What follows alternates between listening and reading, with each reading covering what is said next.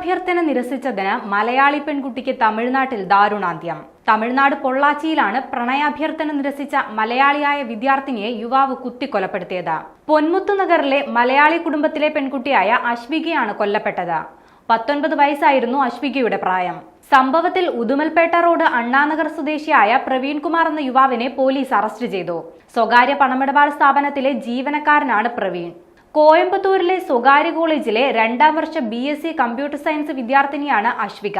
മാതാപിതാക്കൾ ജോലിക്ക് പോയ സമയത്ത് വിദ്യാർത്ഥിനി വീട്ടിൽ തനിച്ചാണെന്ന് മനസ്സിലാക്കിയ പ്രവീൺ കുമാർ വീട്ടിൽ അതിക്രമിച്ചു കയറി അതിക്രൂരമായി കുത്തി പരിക്കേൽപ്പിക്കുകയായിരുന്നു. കഴുത്തിലും നെഞ്ചിലും ഗുരുതരമായി പരിക്കേറ്റ പെൺകുട്ടിയുടെ കരച്ചിൽ കേട്ട് ഓടിയെത്തിയ അയൽവാസികൾ ആശുപത്രിയിൽ എത്തിച്ചെങ്കിലും ജീവൻ രക്ഷിക്കാൻ സാധിച്ചില്ല.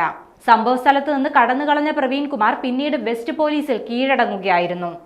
പെൺകുട്ടിയുടെ വീടിന് സമീപത്തായി 5 വർഷത്തോളം പ്രവീണും കുടുംബവും താമസിച്ചിരുന്നുവെന്നും ഈ സമയത്താണ് പ്രവീൺ പെൺകുട്ടിയുമായി പരിചയത്തിലായതെന്നും പോലീസ് പറഞ്ഞു. പിന്നീട് അണ്ണാനഗറിലേക്ക് താമസം മാറിയ പ്രവീൺ പെൺകുട്ടിയെ ഇടയ്ക്കിടയ്ക്ക് ഫോണിൽ വിളിച്ച് ശല്യപ്പെടുത്തിയിരുന്നുവെന്നും പോലീസ് പറഞ്ഞു. കൊലപാതകം നടക്കുന്നതിന് തലേ ദിവസം പെൺകുട്ടി സുഹൃത്തുക്കളുമായുള്ള ചിത്രങ്ങൾ സമൂഹമാധ്യമങ്ങളിൽ പോസ്റ്റ് ചെയ്തത് പ്രവീൺ കാണാനിടയായി. ഇതേ തുടർന്ന് പ്രകോപിതനായ ഇയാൾ വീട്ടിലെത്തി പെൺകുട്ടിയെ ആക്രമിക്കുകയായിരുന്നു. മൃതദേഹം സർക്കാർ ആശുപത്രിയിൽ പോസ്റ്റ്മോർട്ടത്തിന് ശേഷം ബന്ധുക്കൾക്ക് വിട്ടു നൽകി. ASP സൃഷ്ടി സിംഗിന്റെ നേതൃത്വത്തിലുള്ള പോലീസ് സംഘം സ്ഥലത്തെത്തി അന്വേഷണം ആരംഭിച്ചിട്ടുണ്ട്.